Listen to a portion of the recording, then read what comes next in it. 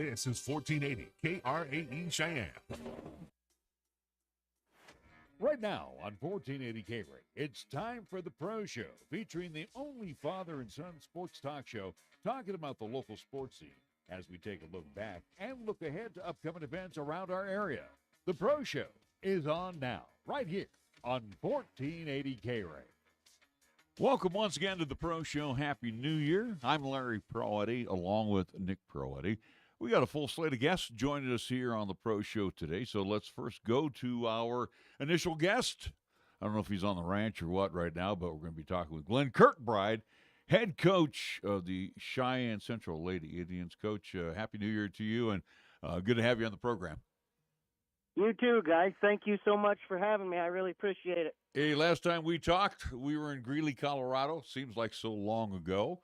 Where your Lady Indians matched up with some pretty good competition down there and ended up sweeping all three games. So you headed to the Christmas break 6-0 as we get ready for the James Johnson Winter Classic coming up here this weekend. So let's talk a little bit about that early get-go for your Lady Indians. You know, and I'm not going to go with the cliche part, Coach, where, hey, it's not how you play in December, it's how you're playing in March. I think those first 6 games against first 3 against the West in Wyoming, and again those games against Colorado teams, I think it showed me a little bit about your young ladies that I don't want to use their cardiac kids, but this is a team that doesn't panic. They have a lot of confidence in themselves.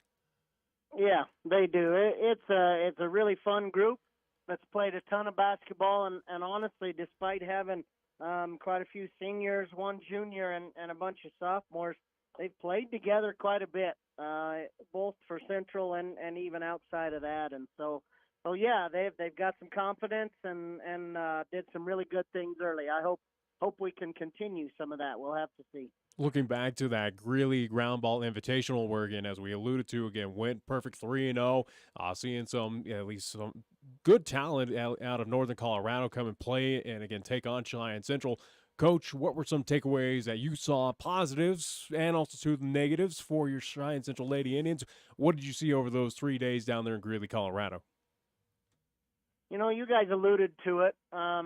Even when our kids got down, they kind of kept moving right along, kept with the plan, kept with what we were hoping to kind of accomplish there, and ended up wearing some teams down. That's always really fun to have the ability to do that, whether that's confidence that you guys just talked about, or whether it's just a deal where they trust the system, but that's really, really good. I was concerned about our free throws. Obviously, we were a poor free throw shooting team through the first 6 games, actually. So that makes me nervous, and you know, our break practices haven't been quite what I wanted them to be. We've had a couple of kids hurt and a couple of kids gone, and so I'm really excited to get back into a schedule and a rhythm and get some games this weekend against good teams and see how we can respond to a lack of consistency in our practicing. You know, I'm going to throw out some names here. Ella Gilliam, also Taylon Wade, Jager Barrett. And with Ella, what I liked about her, pretty steady Eddie on the floor for you with, not just a minutes grabber, but, you can bank on her to be around the basketball, especially on the defensive side, but coming off the bench, both Taylon and Jager, I'll tell you what, they are going to be, it gives you that much more depth, I guess, Coach. Yeah, it really does. It really does, and we need it to play the way we want to play. But I tell you, especially the 3 that you just mentioned, all of us, but those 3 in particular, they're so just even-keeled, right? I mean, those kids, a couple of them have started a game or 2. They come off the bench some. They just go do what we ask them to do and are even-keeled about the whole thing. It's wonderful to have them be a part of it because they're all coachable. They all have some talent. They bring different things, those three, but they all bring something. It's a fun team, man. It's really fun to be a part of this year. I'm loving it. You know, you didn't have Izzy with you as well as Alyssa for that tournament. Tell our listening audience a little bit what more they add to this Cheyenne Central Lady Indians roster. Yeah, tons. Izzy in particular has just got ahead for basketball and the talent, the physical skills to match that. And so it was really tough to see her go down, real nerve-wracking, go down with that concussion in the Evanston game the first weekend. But she's been kind of steadily making some progress. And I tell you what she brings to us is just, again, the consistency of effort, but she anticipates defensively, and she shares the ball so well offensively. If the defense commits to her, she finds the open man early, especially in an odd man rush, and it's fun to watch. She's really fun to be a part of right there. Coach, as we mentioned again, heading into now here 2023, your team 6-0, but we look at the Southeast Quadrant specifically where, again, as we prepare for conference and that quadrant play, you look at Laramie 7-0, Cheyenne East 6-0, Cheyenne South going through a little growing pains, but again, still there. Again, still going to be a formidable foe as we move on through conference play. But in the Southeast Quadrant, we knew Cheyenne East defending 4A champs were going to be that big target to take down. But now Laramie and you guys, as we look to the quadrant play and again conference action, it's going to be a bloodbath, right, Coach? I mean, it's going to be a battle every single given night for kind of that seeding for the regional tournament up there in Casper. Absolutely. This is brutal. This entire side of the state. You asked about our quadrant, and it absolutely is. I think Laramie and us in the East all have a bunch of talent. Honestly, South, I think what Coach Epler has done there is very impressive. Those kids just continue to battle and do what he asks them to do.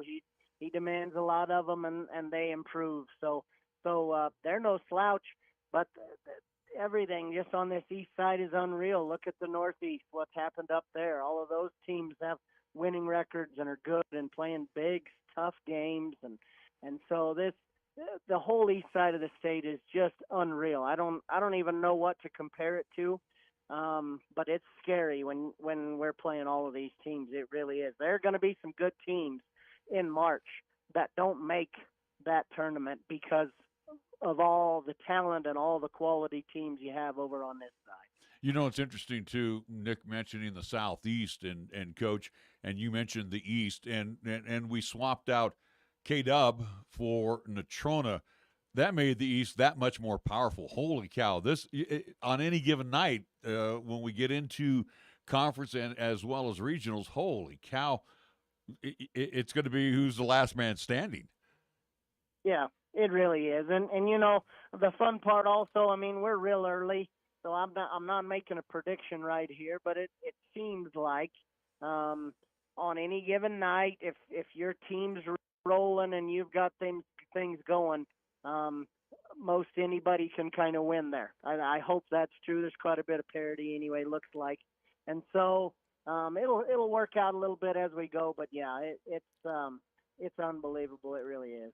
Coach, as we're here in the new year, again, a nice little Christmas break and New Year at least break. Got a couple practices in, but now it's game time, conference action, as we'll see some teams out of 4A West come into town. Again, for Cheyenne Central, for your Lady Indians. Again, 3 straight games at home there at Cheyenne Central. Again, our contest for Cheyenne Central, do want to make at least note, coming up this Saturday as Cheyenne Central will take on Rock Springs. We will have that action here on 1480 K-Ray. Looking forward to being back at the field house. But for you, Coach, this James Johnson Winter Classic, again, 3 straight home games there at Cheyenne Central. What are you looking for out of your team? What are kind of the takeaways? What do you want to see? What's kind of the positive outcomes for all 3 straight days coming up this weekend? Yeah, I tell you, the west side of the state, it'd be fun to play those and kind of see how we stack up with those 2 teams. But honestly, right in the middle, we've got Douglas, who's just been an absolute powerhouse the last few years, if not even more, and they're so well coached and so good. Truly for us, I just kind of hope, again, some questionable practices over Christmas break there, I really hope we can kind of continue to grow and continue to get better with our team, continue to figure out how we play together and what we're going to need before we get into our quadrant play there. And so this should be a good kind of getting back into things for us, all three of these, with a really good team in Douglas and a couple teams from the west there that always give us fits. Heck, Rock Springs put us out of the state tournament last year, and so we just want to kind of continue improving, continue doing what we do, and get back into a rhythm here for our team. You know, Glenn, Nick mentioned with the James Johnson Winter Classic happening this weekend, and again, you had 2 tournaments prior to that. And again, this helps the young ladies get their legs underneath. Would you prefer not coming out and playing, 3-4 games over a 3-game stretch, just like, a game here on a Tuesday and then come back and play on a Friday? Or is this more beneficial going right at tournaments coming out of the box? I'm okay with it. When I was coaching in Missouri, we did a lot of what you were talking about. We have a Tuesday game and a Friday game, or a Wednesday and a Saturday. It's easier to prep for each opponent when you do that. But the tournament thing, the ADs and our state have kind of gone to this tournament thing, especially early in the year. And it's great prep for what you do late in the year. I kind of like it. It's bang for your buck with 3 games as opposed to 2. And like I said, it's a little harder to prepare for the individual teams.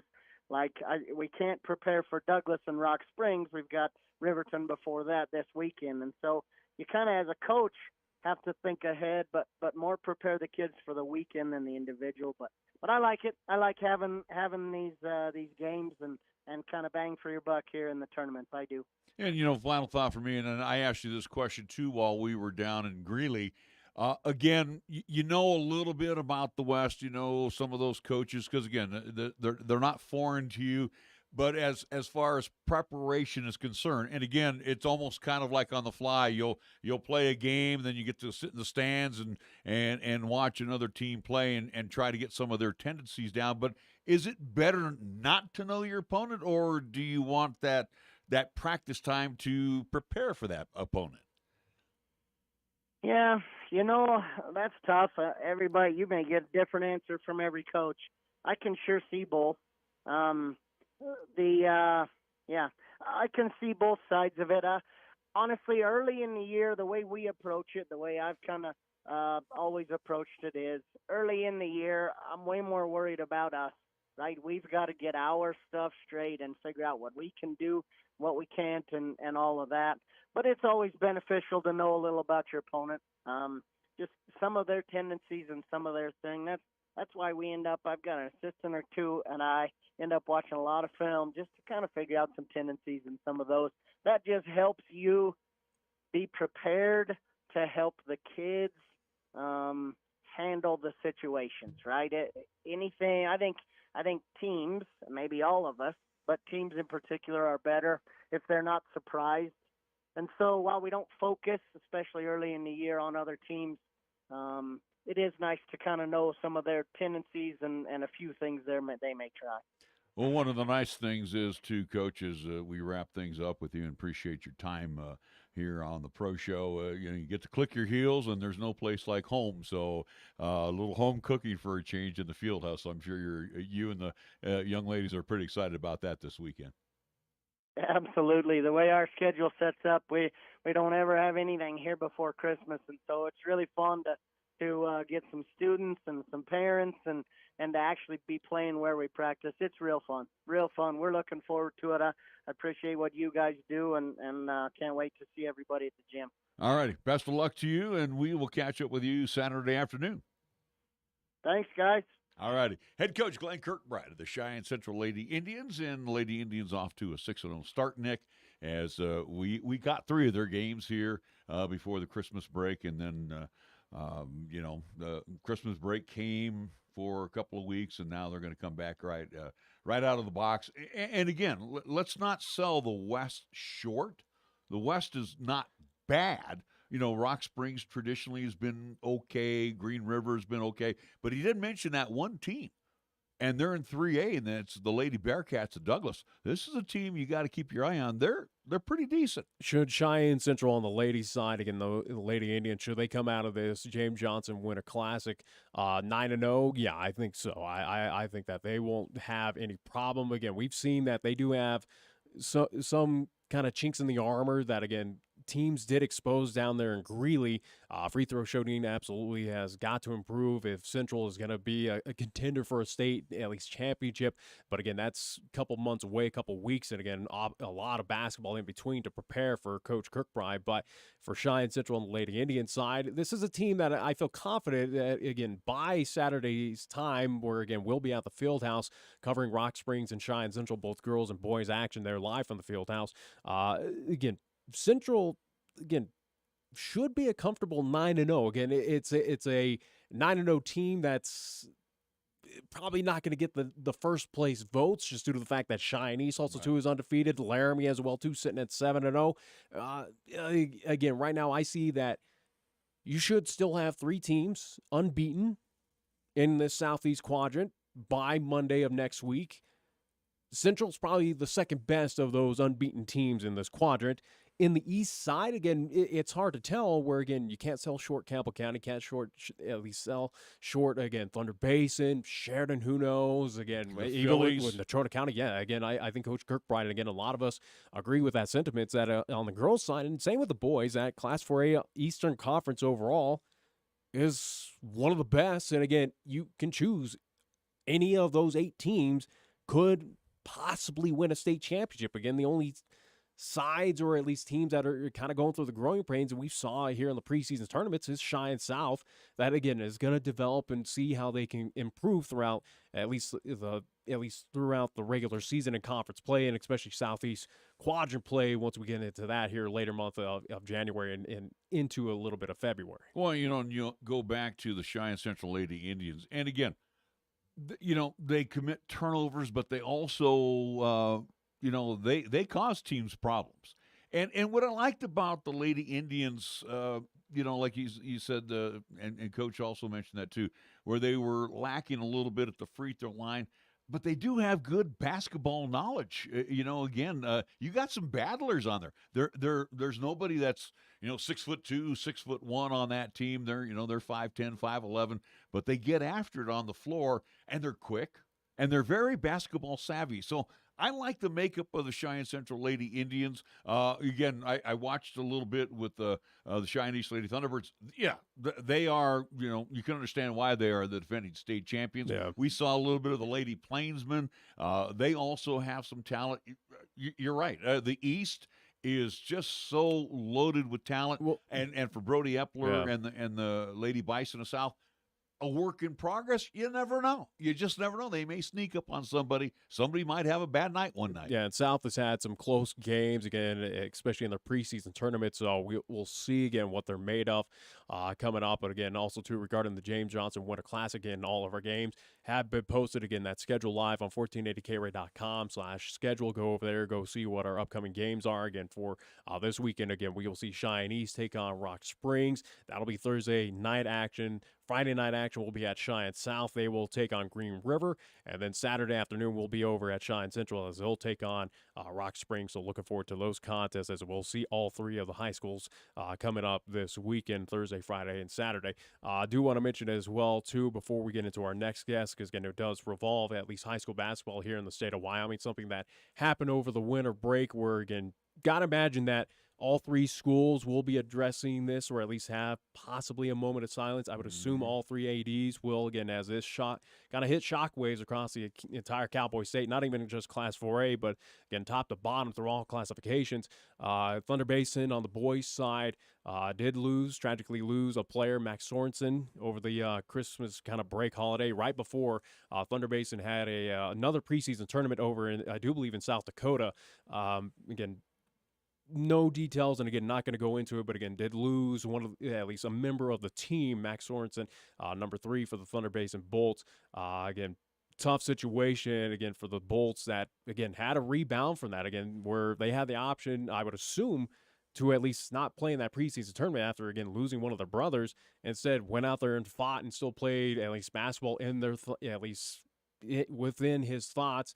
Again, same with Campbell County. I do believe all of those teams up there, again, rallied around at least Don number threes in memory for him. So, again, at least the Thunder Basin in Gillette community, again, Thunder Basin Bolts team, again, obviously our thoughts are with that team. And, again, entire Cowboy State, and also, too, again, all high school basketball, again, all classifications did reach out to, again, Thunder Basin, again, head coach Roy Williams as well, too. Again, just kind of expressing their sympathies of just the tragedy that happened over the Christmas holiday. Yeah, I mean, again, any type of tragedy is bad enough, but around the holidays, it just hurts even more. So again, our thoughts and prayers going to the Sorensen family in Campbell County over at Gillette, and again Thunder Basin with Coach Williams there.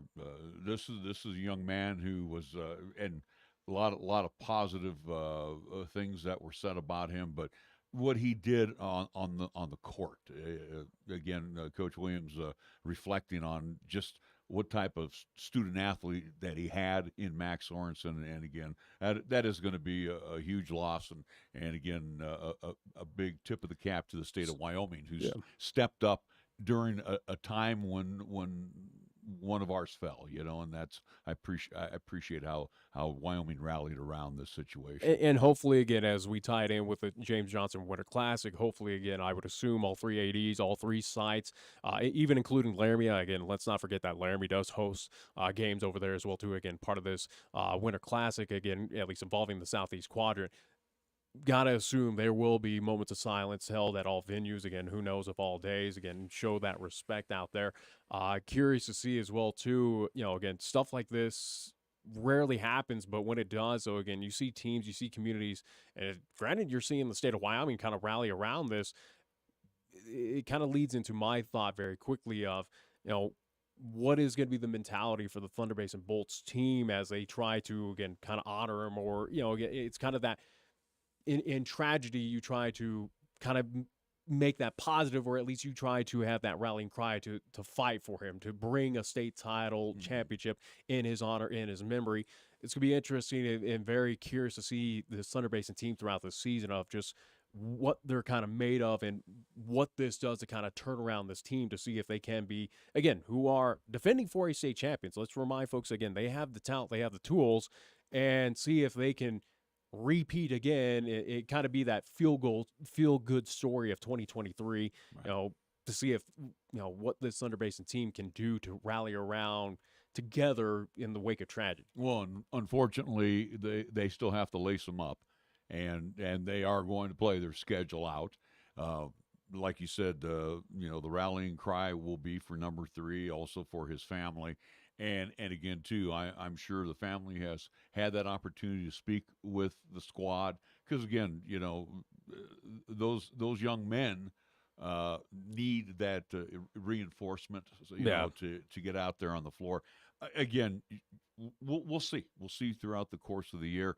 And again, too, I mean, it took a lot for them to lace it up and play once. We can only imagine. The young man was.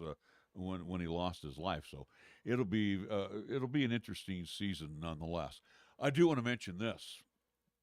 Going back to our situation, a couple of things. First off, it will be nice to be back in the Thunderdome. We have not broadcast in the Thunderdome in a long time.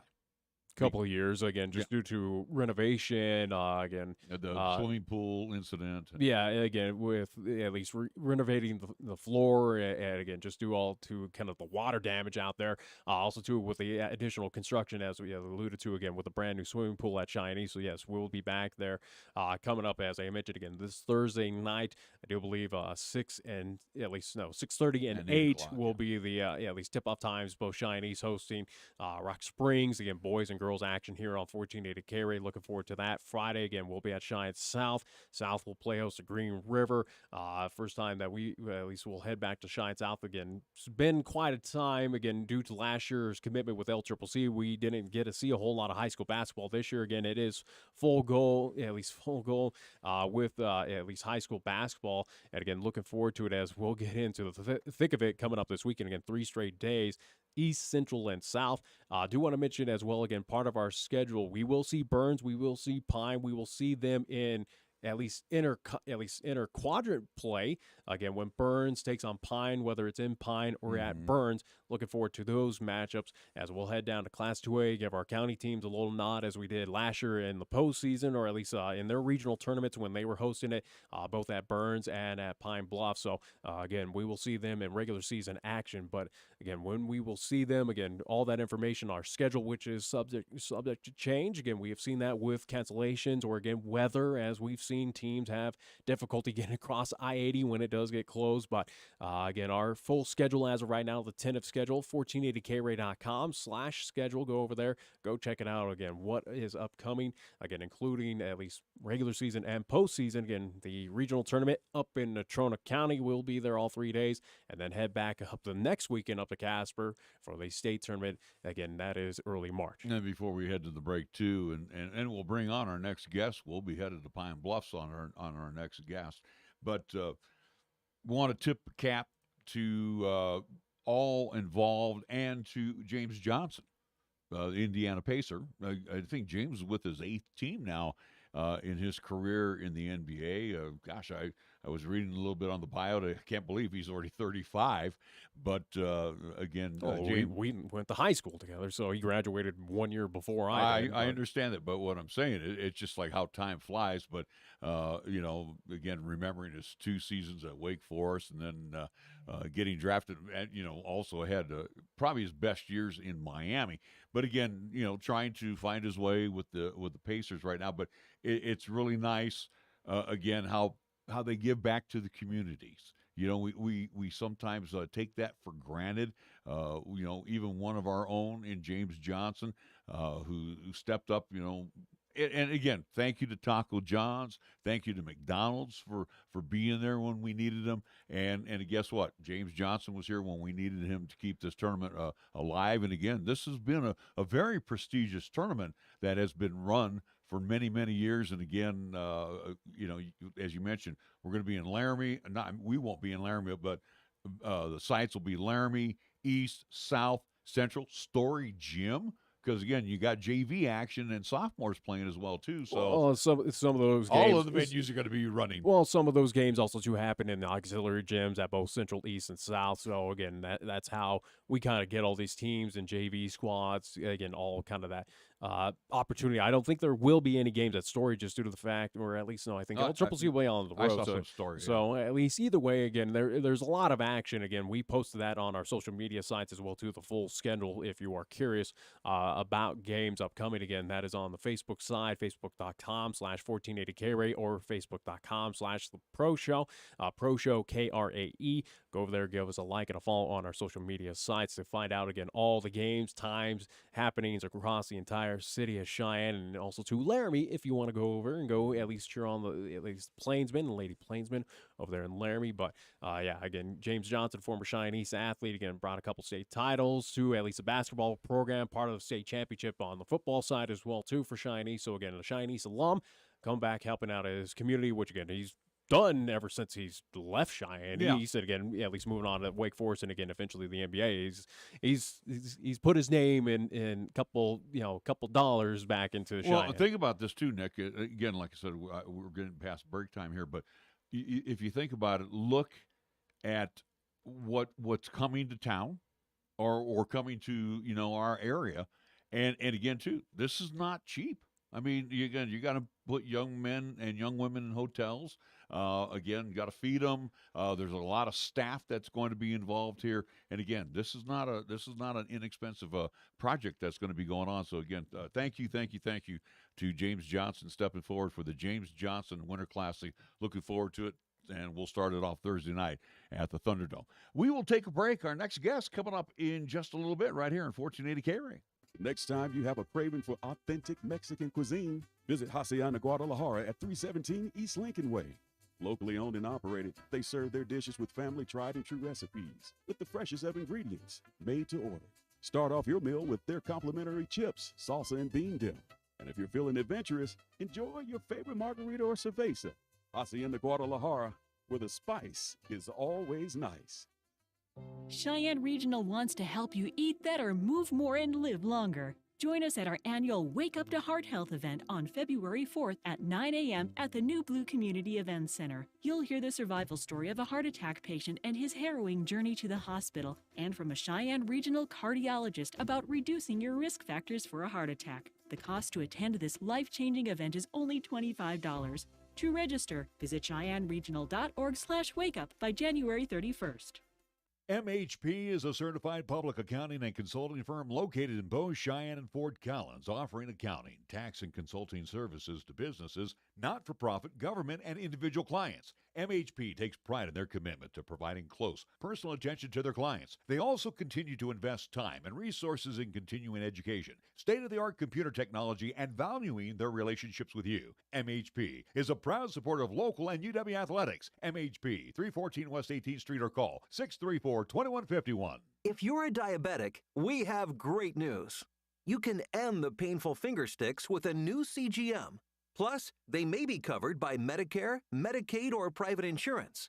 If you test and inject daily, you may qualify. Call US Med now to learn more. 800-413-7619. 800-413-7619. 800-413-7619. That's 800-413-7619. Your locally owned and operated radio stations, KYOI FM and 1480 K-Ray AM, are just that. Local, serving Cheyenne and Laramie County, where your advertising dollar stays local too. It doesn't end up in Colorado, Oklahoma, New Hampshire, or even New York. We conduct business here. We shop here, and we live here. And we support our entire community 24/7, 365. Just because it has a window dressing doesn't mean it isn't a facade. A reminder from KYOI and 1480 K-Ray. Here's the latest weather forecast on 1480 K-Ray. Otherwise, for today, partly sunny. Expected daytime high near 29 for tonight. A high wind watch has been issued for tonight through tomorrow. Mostly cloudy and windy, or low down to 19 degrees. Westerly winds at 20 to 30, gusting as high as 45. Sunny and continued windy for tomorrow. Look for a daytime high near 30. Westerly winds at 25 to 30, gusting as high as 45. And for Wednesday night, mostly clear and blustery, or low down to 17 degrees.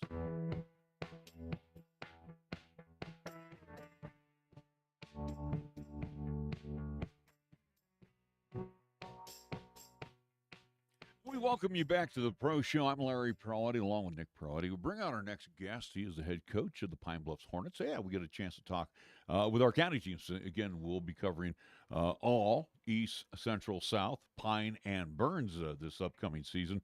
Looking forward to seeing the Hornets in action. Tyler Kimsey joins us now, and again, one of the nice things that you get to enjoy as a head coach too. You come right off, the kids come right off football season, and they get right into their next big sport, basketball. So a lot of these guys that you brought in after the football season already came to you in pretty good shape. So it was almost like hitting the ground running. Yeah, they were a little bit beat up, so we've taken a little easy in some spots and trying to be aware of some of their wear and tear on some of their bodies. Dalton Schaefer had a shoulder he's been dealing with. Ryan Thornstrom had a knee. Stu had his wrist was pretty beat up. So they all had a little bit of bumps and bruises that they needed a little bit of time off to take care of, but mentally they were definitely checked in, and that helped a lot. As you mentioned again, some great football performers that now will put on the silks and do it on the basketball court. Let's talk about this particular Pine Bluffs team again, where there's no Hunter Thompson, there's no 6 foot 10, 11 guy for you, but you do have some good size, and the thing, too, and I think back to the football days, you also got some good speed and very intelligent kids that are on the floor.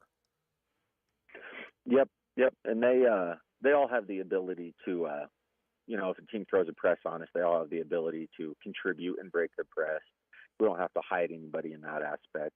They all have the ability to come down and knock down a shot, or to create something one-on-one if they have to. It's kind of our mantra to take open shots and to force other teams into contested shots. That's kind of just basketball in a nutshell. And hopefully, if you do that through the season and through a game, you'll have your chances. Coach, as we come out of the Christmas break, let's look back on to non-conference or preseason action for Pine Bluffs, who play again in Class 2A in the Southeast Quadrant. For Pine Bluffs, right now, for you, Coach, 7-1, you got to feel pretty proud of how your team stepped up here as we get ready for conference play and, again, quadrant play as well. That, again, 7-1 mark, this team that has a lot of high expectations, especially coming off of that football, at least state championship for the Hornets. That, again, you guys really stepped up the plate and, again, right now have a wave of momentum heading into conference play. Definitely. We played some tougher out-of-state teams. We played a really tough 3A Douglas team, that Prospect Ridge team out of Boulder, I think, in Colorado. They were good. Bridgeport, Nebraska is a solid team. And then, this weekend we go up to Sheridan and play Bighorn and Tongue River and some of those north schools that will provide a good mid-season challenge. And then the week after this, conference kicks off really for us. So we're maybe a week behind some other teams on conference play. As we look at our local teams where they have that opportunity to play the West in early season tournaments, and then they tuck into Colorado for tournament action. How tough is it for you and the smaller schools to get these preseason games or / preseason tournaments? Again, I know you probably throw your card out there and saying, hey, we're available, but how tough is it to line up a lot of preseason prior to getting into conference play? I don't think lining it up is necessarily the hardest thing, but the level of competition is kind of where you're just kind of throwing one out there in the wind. You don't know exactly what you're going to get. Last year we played in that power to play tournament, and other than Sterling, the competition wasn't really high. This year we played a Del Norte team, which is Southern Colorado, a Prospect Ridge, which is out of Boulder. And then we played one of the Cheyenne East, varsity 2 or whatever they call it, which still provided us with some good looks. So we got some of that better competition. And then, of course, Douglas is up this year. They're really good again. So we've had a really good year, non-conference, of quality opponents, I think. Coach, and I've mentioned this to all our other coaches, and I pretty much know the answer, but I want to get your opinion on it. As you play these teams that you really don't know much about and putting your guys on the floor performing, did they meet the expectations, or did they actually surprise you a little bit that, hey, we can go toe-to-toe with some of these schools? I think that there's anybody that we can play, that we can go toe-to-toe with. So I haven't been real surprised by that. It's given us some good opportunities to have to work on things like battling back or holding a lead, or, like against one of those Colorado teams. I think we shot 40 free throws, and they were an undefeated team. They're a really good team. They're big, physical, fast. So it's just provided a good, just different scope of things that we can work on, and things that we know that we need to work on. And it's good playing some of those other teams, so that, hey, we got to work on back cuts because they're a smaller team, or we got to work on boxing out because they're a bigger team, or, things like that. Coaches, we get ready for conference play upcoming here in 2023. Let's size up Class 2A. Again, we look in the Southeast Quadrant. Again, you sit at top right now at 7-1. Right behind you is Lingle Fort Laramie. They're 5-1. You mentioned heading up to at least the Sheridan area to see Bighorn. They're unbeaten at 6-0 right now. Looking at other top teams, Shoshone 5-1, Wyoming Indy at 5-3 in the Southwest Quadrant. Size up this Class 2A for us, Coach, of, similar to football. Is Pine Bluffs the team that has the biggest target on their back, or who are we gunning at? Who might we see in Class 2A if we get to that state tournament time? Oh, I think we have a target on our back just because the kids have come out and performed. Obviously they won basketball last year, and then they won football. So anytime you have a run like that, you have a target on your back. And then there's a lot of other good teams out this year.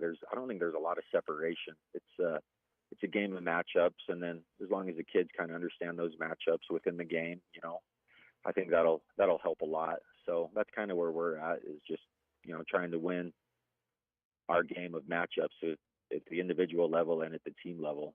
And then if we do that, we'll be in every game if we can do those things. And that's really all we can ask for is our chance to compete and win games, late in the game. Coach, as you mentioned some of the names earlier, and some of these young men have had that opportunity, 2-3 years within the program. How easy is it to, I don't want to use the word easy, but how much more does it add to your coaching ability with these guys on the floor, knowing what is expected out of them? Does that also give you the opportunity to add different plays, different defenses, trapping, all that kind of stuff? Do you have the opportunity to put more into the game plan?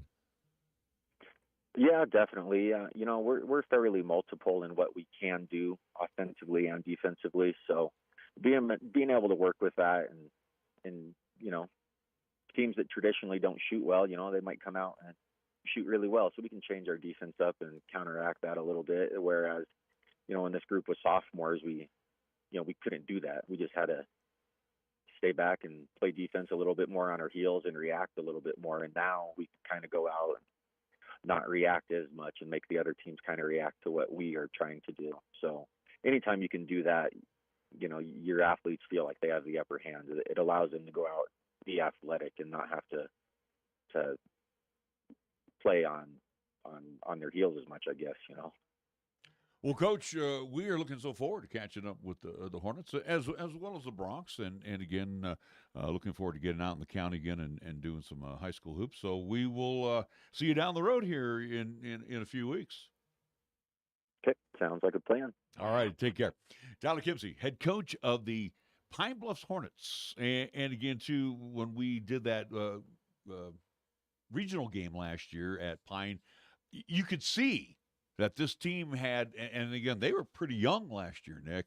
You knew they had a lot of potential, and matter of fact, a lot of eggs were thrown in their basket for hoops like they were for football. And I think, having that state championship for football, Nick, I think they're going to come in with a lot of, their chest is going to be out a little bit, knowing that, hey, we know what the fruits of our labor will bring us. Well, and again, for Pine Bluffs, like last season on the boys' side for basketball, it was a situation where, again, big target on the back. They were anticipated to be that team that was competing for a state championship. Again, heading into this season, kind of similar stint, especially with a lot of those athletes coming off of that football state championship with Pine Bluffs again. And Coach Kimsey kind of agreed, saying, hey, yeah, we probably have the biggest target on our back here in Class 2A. But so far, they've done pretty well for themselves, again, sitting at 7-1 overall at least in preseason non-conference action. But now we will see, once again, as he alluded to, again, traveling up to Bighorn. They're unbeaten right now. How will they compete against the Rams? Again, the Southeast quadrant, again, you're looking at this quadrant as of right now, again, from Lingle Fort Laramie, 5-1. Can Pine at least take control against Lingle Fort Laramie? Yeah, I think so. Burns struggling right now, 2-6. Lusk at 0-3 as of right now. But, again, it kind of feels like for Pine on the quadrant side, you kind of want to automatically hand them that number one seed heading into the regional tournament. It's just who's going to come out of that northeast side again. Bighorn, Tongue River, 3-1, right at 5-2, Sundance at 2-2. Again, what competition, or again, what is it going to be like? This team, Pine Bluffs, on the boys' side, should, as they did last year, should make it that state tournament. Well, I think so. You got a combination of speed. You got some height. Again, they're not the tallest team on the floor, the Hornets. And again, too, and you mentioned Burns coming out of the box. They're struggling a little bit. But they also have some size. And I still think in these smaller schools, you need to have a little size to back up that speed, that outside Yeah. shooting. So, and again, too, I think with Pine, what I remember last year seeing in that regional game, they do. I think they were trying to go too much down low, but they do have this year. They got a lot of pop from the outside, but they also got the size now too. You know, the fours, the fives, the threes that will be good boardmen for them. And you know, like I said, once these guys are fully healed, and you know, because again, after that football, and we saw that contest, and we did that one against the Wranglers. We knew that they were going to come in a little beat up, a little bruised when they started practice and stuff. But now you had a couple of weeks during the Christmas break to heal up, and now you're ready to roll. You know that this team has the conditioning under the belt, again, just playing all the way into at least late November, and again, having a bit of a break and then getting straight into at least basketball season. So, again, more so the concern with the Hornets is the long, at least late into the season of February, and again, heading into March of the regional tournament, you know, again, what are the legs going to be like? What is the conditioning? What is going to be the health status for a lot of these players that, again, fighting off injuries of football, heading into basketball? Again, that's a lengthy and grueling season as well, too. It's going to be, what is this team made of? And I think they proved at least in football that they can get it done, and I think they will in basketball. You know, similar to what I said day one, or at least kind of week 0 for Pine Bluffs on Class 1A 9-man football, saying, hey, this is a team that should be the number one team, should win that state championship, or at least felt very confident. I'm kind of, again, in that vein right now for the boys basketball side, again, of what we saw, the athletes and, again, the returners and just the amount of talent that's with the Hornets, that this team, and again, will be tested this weekend. Again, curious to see how they match up on the road against Bighorn, without a doubt, see if they can hand them their first loss of the season. But, you know, outside of that, Pine feel more and more confident, again, especially talking with Coach Kimsey, and again, looking at this roster, looking at the games, again, just seeing them sitting at 7-1, that this team should be your number one seed heading in the regional tournament, should be your number one seed out of the Eastern Conference in the state at least tournament. And again, at minimum, my expectations, and I think Coach Kimsey would probably agree, at least with him. And again, obviously, a lot of coaches have that sentiment, but I think the realistic expectation for this team, at minimum, should be playing in that state title game coming up in Casper in the month of March. This team, I think, has enough to get it done and possibly come away with more hardware back to Pine Bluffs. You know, it's interesting, too, that we mentioned, Class 2A for basketball, where they're 1A 9-man in football. But as you move into the 2A class, and again, with the Bronx. And again, a lot of these teams you see up and down. But, you know, it's interesting, though, too, the cast of characters that you mentioned. Bighorn. You know, always near the top on a lot of their sports. Same thing with Shoshone. Again, you know, your names and teams that we talked about during the football season, just as powerful during basketball. So, this is going to be – is there a team that's going to run the table? Probably not, because they're the only one would be is Bighorn. And again, I think the competition – I think this 2A division is pretty tough. You know, we talk about is there a team that stands out from the rest of all at least quadrants, again, from east to the west, again, breaking it down, northeast, you know, all that good stuff. I think Pine, somewhere in Class 1A, at least on the football side, and here moving into Class 2A for basketball, I think they are that shining diamond. And again, in the South. I don't think that Pine Bluffs is the ultimate team. I don't think they're the dominating team that we saw. I guess compare them to Cheyenne Central of a couple of years ago with Lawson Lovering, where again they almost ran the table. I think Pine is going to run into a couple hiccups and a couple losses. I don't think it's going to be much, but I think they might trip up here and there at a couple games, whether it's at home or on the road. But I think Pine does stand out in the entire Class 2A, that they're up there as being one of the favorites. Yeah. And we'll see what Bighorn, kind of that matchup, we'll see what, again, Lingle Fort Laramie is made of in the Southeast. Shoshone, again, Wyoming Indians sitting at 5-3, who is at top as of right now in the Southwest, just due to the conference, at least action that they had. They're 1-0. But again, Tongue River 3-1, Wright 5-2.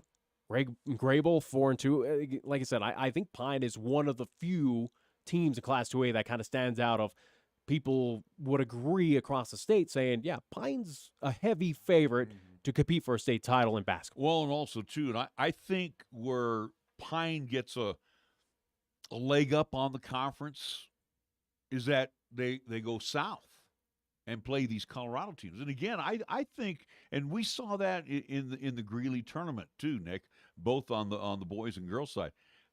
It's not a different brand of basketball, but it's a more physical brand of basketball that we see in Colorado. And I think, from a toughening up standpoint, that makes them that much more tougher. And again, too, running up and down the floor. It's a running game. There's definitely a benefit of, again, at least with our teams here right near the Colorado border, to make a trip on down to I-25. Again, Pine also, too, has the opportunity to go over, if they want to Nebraska, where, again, you're dealing with the corn-fed bigs over there that, again, are going to be probably just as physical. But, again, let's not at least, overlook, again, the other quadrants that, again, go up to Montana possibly. Or Utah. Or Idaho, Idaho as well, too, South Dakota. Again, there's a lot of talent surrounding the state border here in the state of Wyoming. But, yeah, I think Colorado, and again, what we've seen, again, whether it's football or, again, basketball, especially what we just saw at least a couple weeks ago down in Greeley, that, yeah, again, basketball in Colorado, again, that play is a little different. And, again, it's a little faster, a little more physical. And we saw that, again, out of those Greeley teams. And, again, the one also to Denver team that came on up, that, again, yes, play is a little bigger, better, stronger, faster, at least sentiment with those Colorado teams. Think back to Fort Collins, the Lambkins, when Central boys beat the Lambkins on Friday. And then Saturday they came, and again, because they didn't want Central and Laramie to play because they were both undefeated, where Central ended up with Greeley West, and Laramie ended up with the Lambkins out of Fort Collins.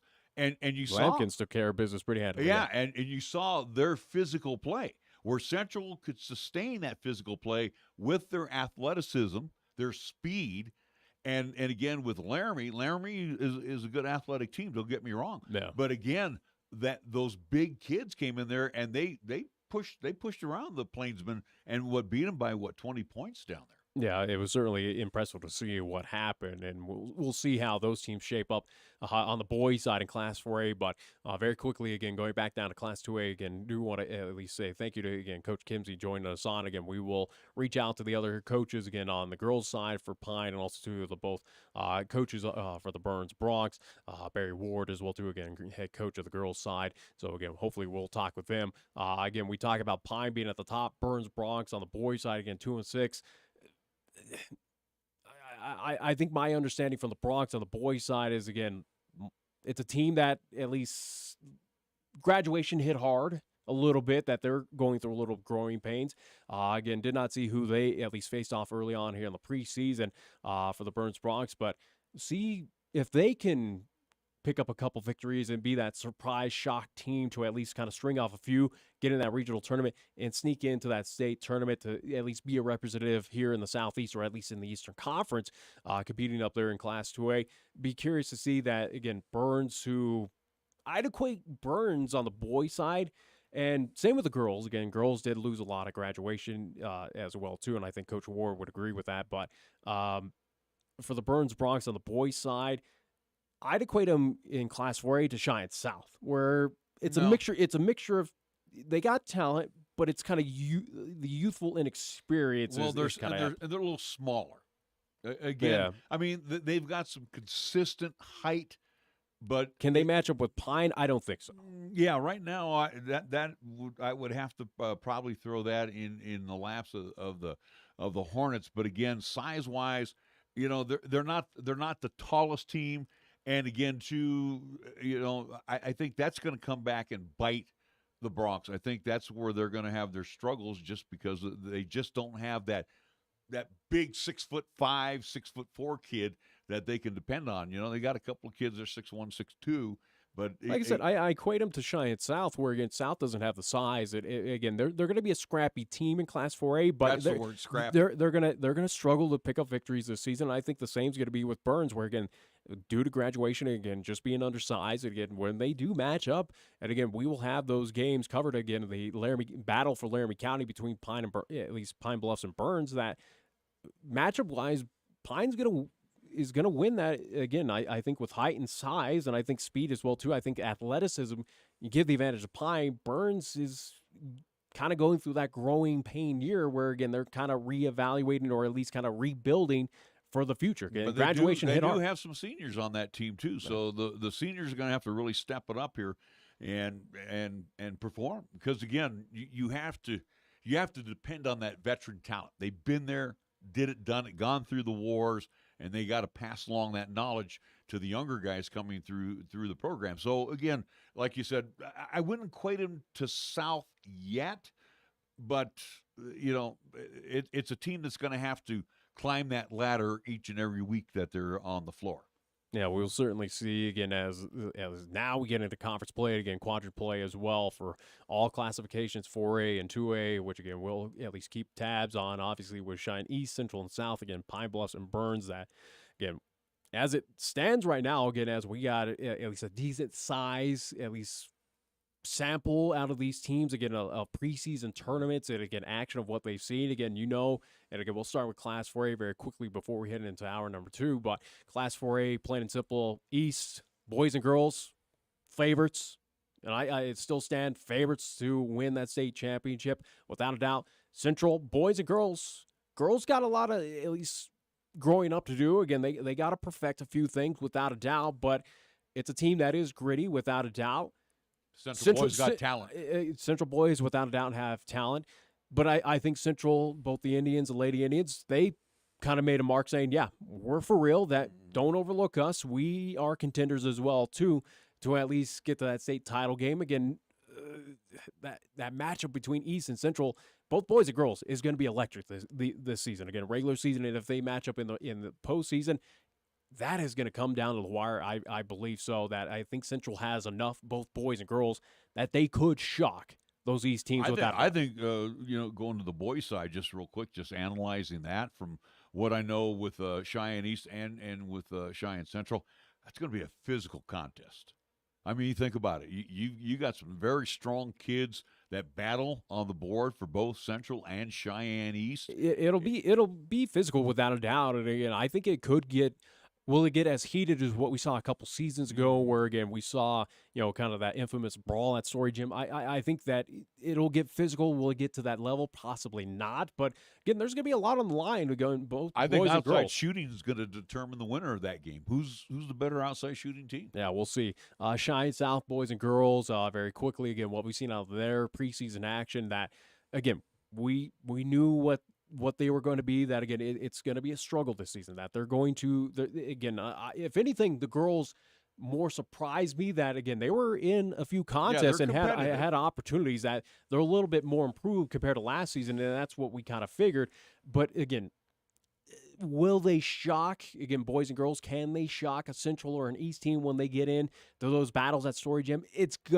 They're going to have to play that near perfect game to get it probably done. Not Laramie boys and girls, I told you to watch out for both of them being that dark horse teams. I think, especially on the girls' side. I'll step back on the boys' side. The girls, I'll give the girls their due, but after what Fort Collins, again, all you got to do is push Laramie around. Yeah.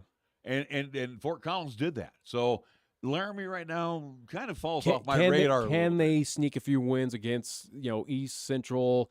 I think they can beat South, but can they kind of beat the upper echelons here in this quadrant? Yeah, I think they could sneak a game, whether it was in Laramie or against Shock here in town. I think they have that possibility, but I don't think Laramie on the boys and girls side are the top within this quadrant, but I think they're as impressive as I thought they were going to be, as we at least kind of previewed this season without a doubt.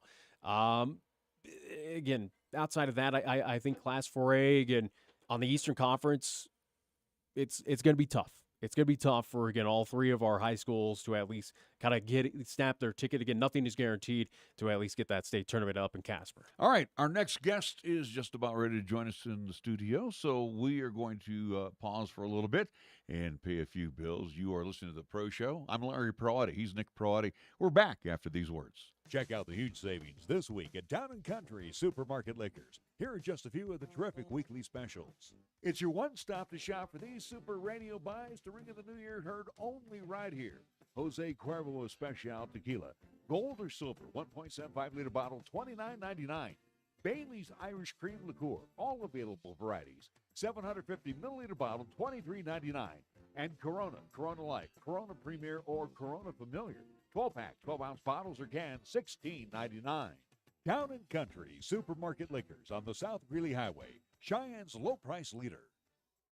Winter driving in Wyoming. Are you prepared? Winter storms strike quickly across Wyoming's high plains and the mountains. When they do, driving conditions can deteriorate rapidly and become very challenging. Make sure your vehicle is ready for the elements and you have an emergency preparedness kit available. Driving on slick roads, always remember slower speed, acceleration, steering, and braking. Also turn off the cruise control and always buckle up. Ice and snow. Take it slow. Know before you go. For travel info, call 511 or online at wyoroad.info. Paid for by Federal Highway Safety Funds.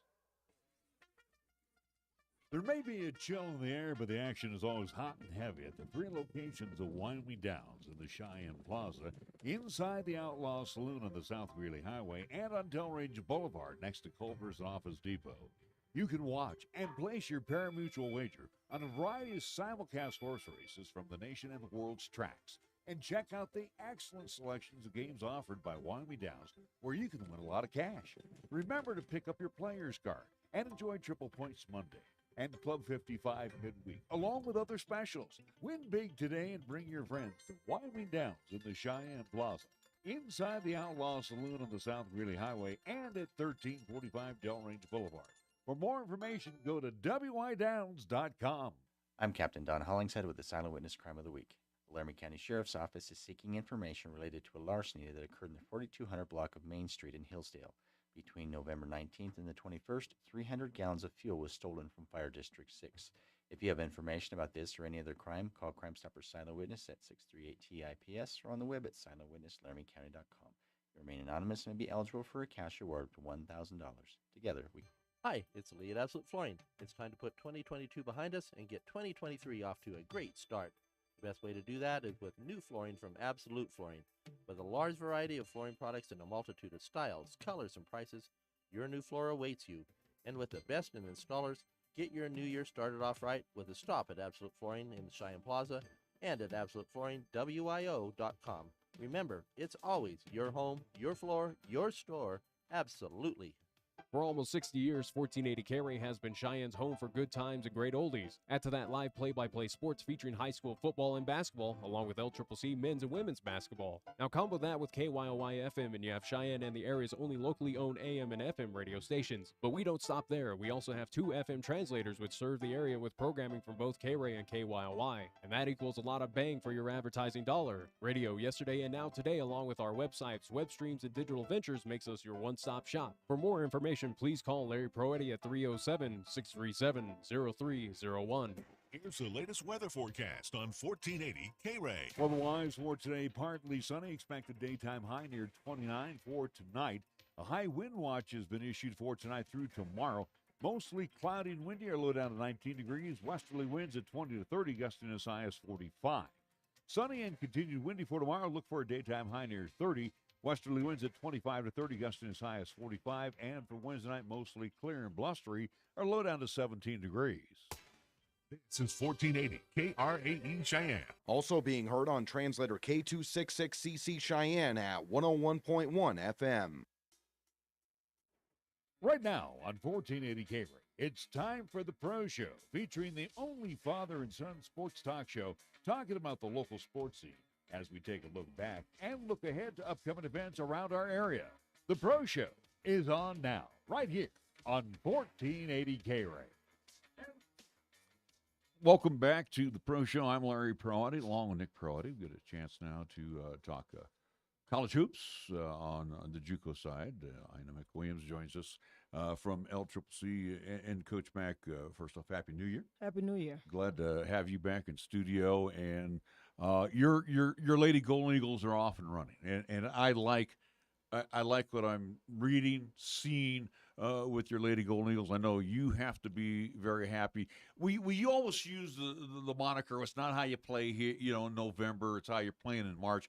But the nice thing with your Lady Golden Eagles, they came out of the box. They're flying right now. And again, the veterans that you have back know the system, so they're comfortable. And it seems like the younger kids, the 1 year less kids are coming in and are making some big contributions. Got to be very happy right now. Definitely.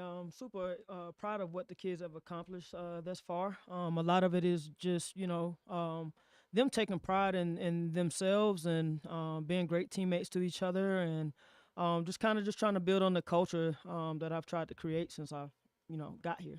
Do you, as you get into the season, and again, I was asking this of one of our coaches that we had on earlier, game plans, do you get to add different defenses or offenses because the kids are adapting so well to your program? Yeah, you do. We add a wrinkle here or there, but the biggest thing is they say if it's not broke, don't try to fix it. You just kind of try to own in and fix little areas where we can be better at, and that's pretty much what we've been about. We've played a combination of zones and man defenses, and every now and again, we just try to work on fine-tuning some of those areas where we aren't as strong. Coach, as we head into the second half of the season right now here in 2023, 12-3, missed out on one game that will be rescheduled due to at least weather cancellation. But again, 12-3 on an 8-game winning streak, where right now setting new records for the program standards right there. Got to feel pretty happy that, the wins are coming in plentiful. The losses have been very close again, whether it was at Northeastern, lost by 2 on the road against Utah State Eastern, and also 2 on the road against Western Nebraska. Western Nebraska, that again, we crown as kind of the top dog here in Region 9. We're competing at least on their courts, and we're losing only by a handful of points. You got to feel pretty proud that this team's capable of something special this season. Again, that's our plan. It's kind of been our goal. Obviously, we work each game independently, but at the same time, these girls are having a lot of fun playing with each other and playing for each other. The game, we just allow the game to take care of itself.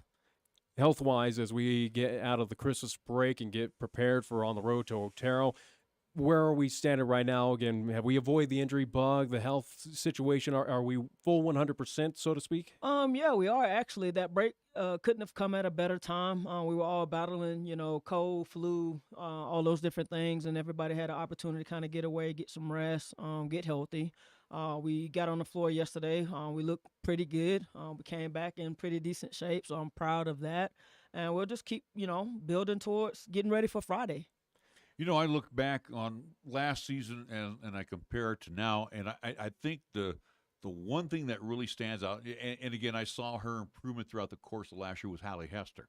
But I see right now with your team, your strength, especially on that defensive side, is on the boards right now. I mean, you basically are keeping a lot of those teams out of the paint. You're a much stronger outfit. Yeah, again, we go into every game with game goals, and rebounding is one of them. It's one of my beliefs. It's been engraved in me. It's one thing that I think if you do well, you always give yourself an opportunity to win, and everybody on our team understands that we all have a rebounding responsibility. We don't just leave it to one person to do it.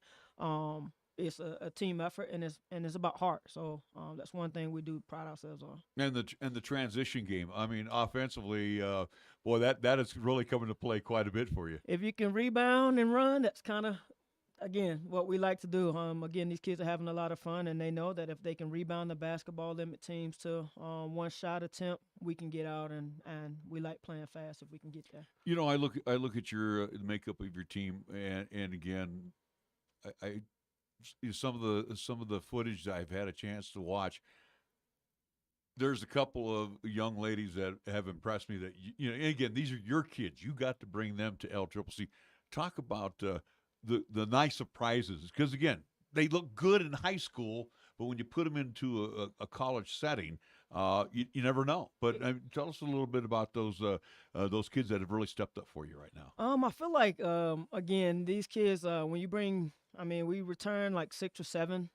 We brought in about 6 or 7, and early on, it's really just about them connecting and figuring out what their role is. And it takes a little while to get that going, but I think right now we have great leadership. Again, they're having fun playing with each other and playing for each other. Everybody's kind of figuring out their role, but we don't have one kid that I like to just focus on.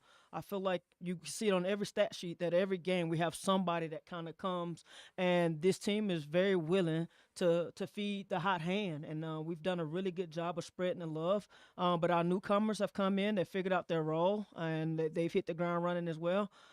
They've been just as much as part of this success as just our returning kids that you're used to. And the nice thing about your team too, what I like, it's the whole package. You want to go outside? Let's go outside. You want to go in the paint? You go in the paint. Again, defensively, you can run, you can gun. As a coach, you have to be happy. It's like, this is exactly what I envisioned. Oh yeah, you just have to take what the game gives you. You don't have to make it any harder than it necessarily needs to be. Obviously we go in with what we think our game plan is going to be, but sometimes teams come with a different game plan that makes us adjust. And we've been versatile enough to just be able to handle what comes our way, and it's it's the reason for our success right now, and we'll just continue to hammer our way at it. 8 games at home, at least in the 2022 portion of the season, playing at Story Gymnasium. We talked earlier on as we were previewing, hey, Story Gymnasium got to adjust again, traveling back and forth to our home side here for LCCC. But 8 games in, you're 8-0 right now. Got to feel pretty confident and proud that, again, Story Gym is basically LCCC home. Yeah, it is our home, and you just got to, again, give a testament to this team and what they've been able to do with all the things that are necessarily going against them in terms of, having to commute cross town back and forth to get into a gym that, we may not have as much access to as most people would if it was your own home gym. But again, for them to be able to stand up and handle adversity and not let it impact, their ability to go out and execute a game plan, again, all the credit goes to them.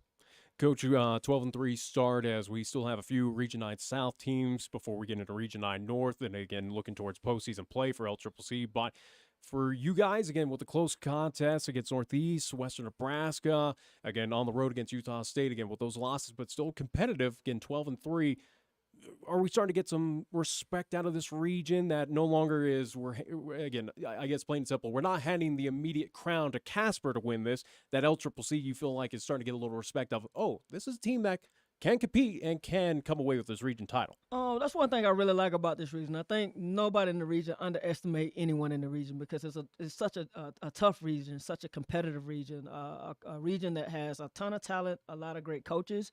So I don't feel like we're garnering any more respect than we have in the past, you know what I mean? But at the same time, for us, it's just about, going for what our goals are. We're not really focused on what Casper's doing right now. They're going to be good. We know they're going to be good. We know it's going to be a battle. We're just focusing on ourselves and just put one foot in front of the other and making sure we're prepared when our opportunity comes. Coach, you look at the North, and as I've been following it too, and, you can agree or disagree with me, but there's like 4 teams that have kind of come out of the box, which are not shocking me right now, that these 4 teams are going to battle it out. And then there's, a couple other teams that are still finding their way. But, I throw out Eastern, I throw out, LCCC, we throw out Casper.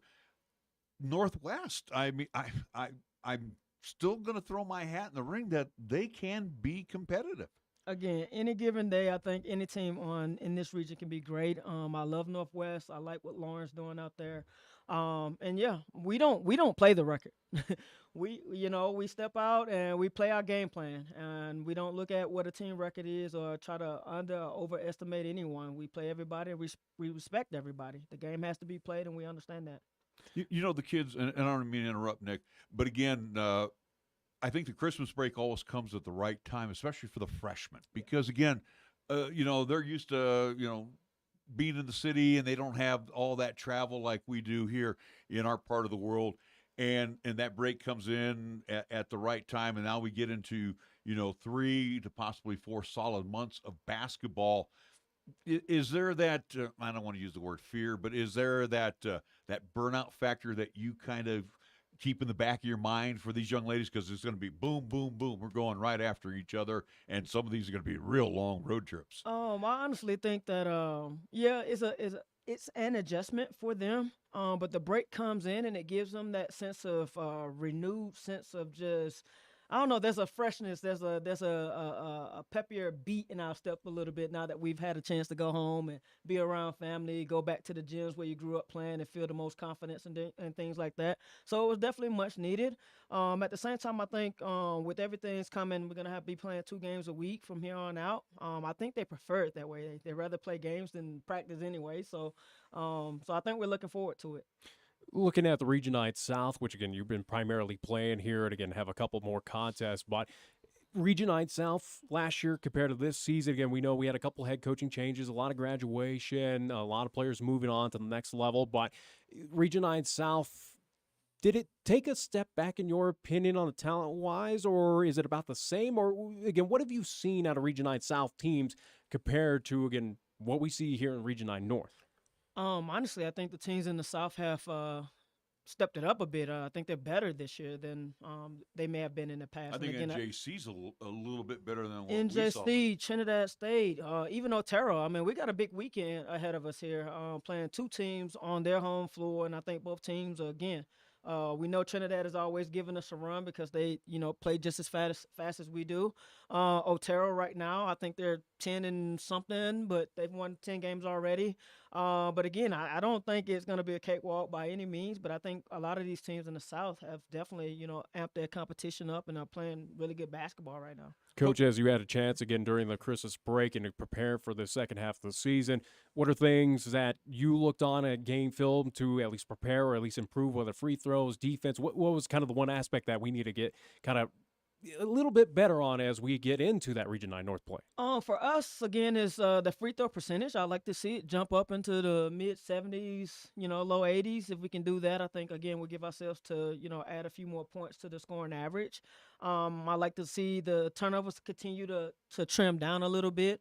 And then just the confidence, get back here, hit the ground running and find our groove again and get back rolling, get our mindset back, focused on, the task at hand. But again, the biggest things would be just the, again, free throw percentage, improving that and trimming down on the turnovers. I think if we can, find a way to balance those 2 things, we could be a little bit better. In your second season now with the Lady Golden Eagles, and again, last year you had to hit the ground running once you were hired on, and then again you saw the Region 9 North for the first time. Now as you're getting a chance to see Region 9 South as well as North upcoming, tell us a little bit, and you've seen some outside teams as well. Tell us a little bit about this Region 9 conference, both South and North. Pretty doggone good basketball. It really is. And again, like I said, we don't underestimate anyone. We don't play record because, again, on any given night, we understand that this region is it's tough. It's tough, and it's really tough going on the road and playing people on their own home court. So we just have to make sure that we take care of ourselves, control the things that we can control, make sure we're depositing things every day or getting better at things every day that'll help us be successful. And then we have to trust those things when we go into games and, play the game, But again, I think all the teams, like you said, it's just a tough region, man. It really is. I know you get a little break from coaching once in a while. You get a chance to do the family thing and all that, but also to coaching, and we always say it's a 365, year or day a year type of job. But also too, you have to keep an eye on next season and looking ahead. Have you been able to get around some of the areas and take a look at some of the talent that possibly could grace us at LCCC? Yeah, we'll have a big class of sophomores that will graduate this year. So I have to sign at least 6 coming into the next year. So obviously you always have to keep your eyes ahead of the game. But over the Christmas break, I went out to Phoenix and recruited there.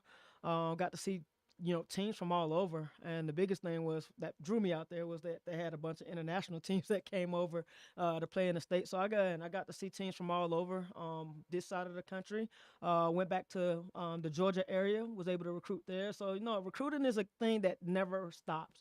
doesn't matter what's happening around you or what's going on. If you stop recruiting, then your program pretty much dies. So you have to make sure you're putting that effort in on a daily basis, honestly, to be successful. Well, and again, the beauty of athletics as well, too, where you coach are recruiting, your current players are being recruited. Again, we've seen some LCCC Lady Golden Eagles move on to the next level. And again, LCCC being put on the map and getting that respect.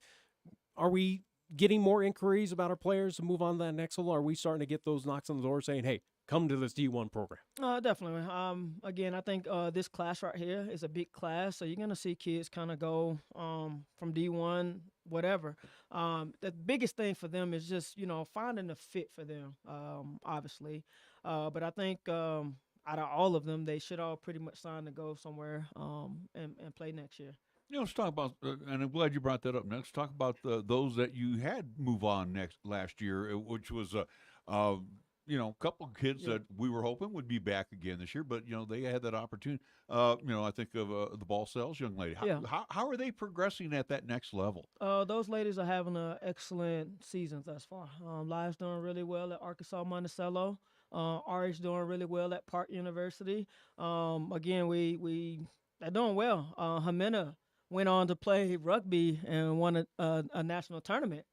So again, those ladies have moved on and they're continuing to see much success. And kudos and congratulations to them to go out and continue to represent LCCC the way it should be.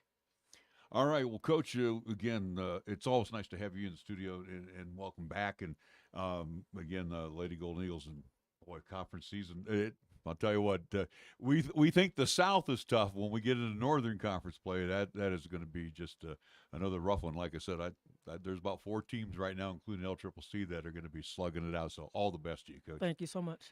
Head Coach Ayana McWilliams joining us here on 1480 K-Ray. We will take a quick timeout. We'll be back with more of the Pro Show. I'm Larry Proietti. He's Nick Proietti. We're back after this. 1480 K-Ray is your home for live play-by-play coverage of high school basketball and football. To hear all the play-by-play calls of East, Central, and South football and basketball. You'll hear the conference action along with the postseason, and during the basketball season, 1480 K-Ray features both boys and girls games. Catch all the exciting calls on AM 1480 K-Ray, also streaming the games worldwide on the web at 1480kray.com. If you are trying to quit drinking or doing too many drugs, listen to me. You don't know me and we'll never meet. I had a problem like you once. I drank and used to party a little too much till it got out of control and almost ruined my life. I realized I needed help to fix my problem before it totally destroyed me. If you've tried to fix your drinking and drug problem and you know you can't do it alone, you need to call the National Treatment Advisors. They'll immerse you into a 30-day program to replace your old habits with new habits and totally change your life. And if you have PPO private health insurance, the entire program may be covered. Fix your problem right now before it gets any worse. Get clean. Call now and learn more. 800-961-2730. 800-961-2730. That's 800-961-2730. Happy New Year and welcome to 2023 from the Terry Bison Ranch. And most importantly, a huge thank you for your continued support. The Terry Bison Ranch wants to let you know that they will be closed throughout the month of January as they will be remodeling to bring you more entertainment, delicious food, and of course, fantastic family fun. Remember, the Terry Bison Ranch will be closed for remodeling from now until January 31st. Are you 60 plus and love to travel? Introducing the Senior Travel Discount Network, brought to you by Low Cost Airlines. Call us anytime, day or night, and save up to 75% on your airline and hotel reservations. We can help you save a ton of money to fly almost anywhere. We have inside discounts on over 500 airlines and 500,000 hotels worldwide. And when you call and mention the discount code 60 plus, we'll give you an extra free night with your qualified air and hotel reservation. Now you can get the best prices on air and hotel reservations with your phone. We make it easy and fast for you to save money and book a trip. Remember, call the Senior Travel Discount Network, mention the discount code 60 plus for your free hotel night with your qualified reservation. Call now. 800-510-7126. 800-510-7126. 800-510-7126. That's 800-510-7126. Attention! This is a public notice from the Social Security Disability Helpline. If you're one of the millions of Americans who are disabled and unable to work, you may be eligible for disability benefits from Social Security. Receiving benefits is your right. If you suffer from physical or mental disability, whether you're applying for the first time or you've already been denied, we can help. We'll evaluate your situation and deal with Social Security on your behalf. Best of all, there's no fee until you receive your benefits. Remember, we only get paid if you win your case. There are many reasons and conditions that may make you eligible for disability benefits. Many of them you may not be aware of. So if you're disabled and unable to work, call now to get started with your free, no-obligation consultation. 800-797-0711. 800-797-0711. 800-797-0711. That's 800-797-0711. In times of economic uncertainty and chaos, your money means nothing. You may not even be able to get it from your bank or ATM. And the money you do have in the stock market will go down and down. What you can bank on is gold and silver. Gold and silver have been a reliable and trusted form of currency for thousands of years. Gold and silver have never been worth zero, and typically gold holds its value during economic turmoil. Call the Gold Hotline now and learn how to protect your money and your assets with gold and silver. And learn how to set up a new IRA or roll over your current one into a gold-backed IRA. Protect your money from the next market crash with gold and silver. Call now for your free gold guide. 800-501-9096. 800-501-9096. 800-501-9096. That's 800-501-9096. Here's the latest weather forecast on 1480 K-Ray. Weather-wise for today, partly sunny. Expected daytime high near 29 for tonight. A high wind watch has been issued for tonight through tomorrow. Mostly cloudy and windy, a low down to 19 degrees. Westerly winds at 20 to 30, gusting as high as 45. Sunny and continued windy for tomorrow. Look for a daytime high near 30. Westerly winds at 25 to 30, gusting as high as 45. And for Wednesday night, mostly clear and blustery, or low down to 17 degrees.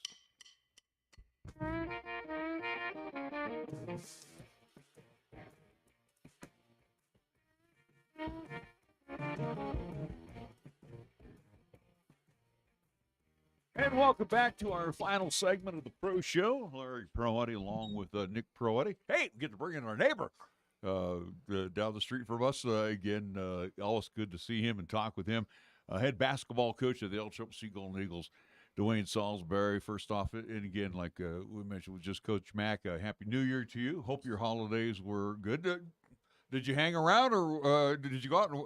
Probably knowing you, you probably went out and watched a lot of basketball. We watched a little basketball. I did hang around. My family, they went to St. Louis and saw some family. I kind of stuck around, had some kids on campus. So some international kids who couldn't get away, so I had to stick around with those guys. And I mentioned this with Coach Mack and again, too, with our freshmen. That little bit of homesickness kind of sets in, and the break comes at the right time where they get a chance to go see mom and dad. But, now we're going to get back into a hot and heavy. But for the international kids, I really sympathize with them. I know that we have great hosts and those that care for our young men and young women at LCCC, but it's got to be tough on them that they don't get that opportunity, hop aboard a plane, cross the pond, and go and see their family. It is tough, but we do a great job with our boosters and the host people that we have to help these guys out, bring food up, and things of that nature. So to try to make it as warming as we can during that Christmas time, it is tough though. Yeah, we're gonna have you pony up to the mic just a little bit there.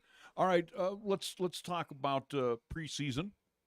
Which, again, the Golden Eagles 8-5. I'm not going to say, hey, Coach, is that what you expected to be? What I'm going to say is, and I'm going to get off the old moniker part of not how you play now, it's how you play in March, but with this team, and again, a combination of veterans, a mixture of new talent, some that have been with the program that were contributors. It's one of those where are you seeing that progression, that ladder step? Absolutely. I think we're probably a game or so off from where we thought we'd be. The games that we have lost have been in overtime. We lost in overtime to the number one team in the country.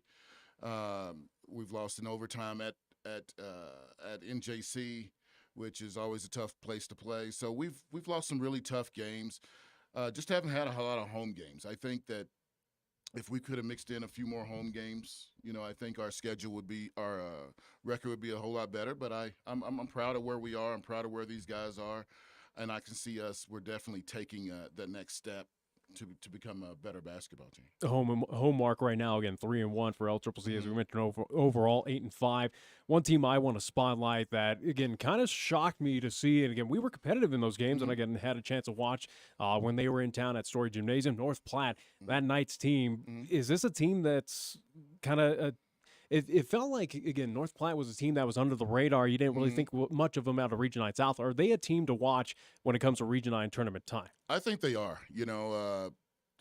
I won't say under the radar just because of their coach. He's been doing it for a long time. He has, he's had great teams before.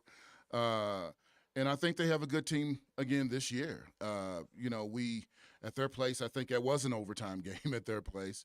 In our place, they handled us pretty well that second game of the season. So I think that they did a great job. They do a great job. They got two really good guards who go downhill really, really fast, and we just weren't ready to play them at our place. At their place, I thought we did a better job, and it came down to just a shot.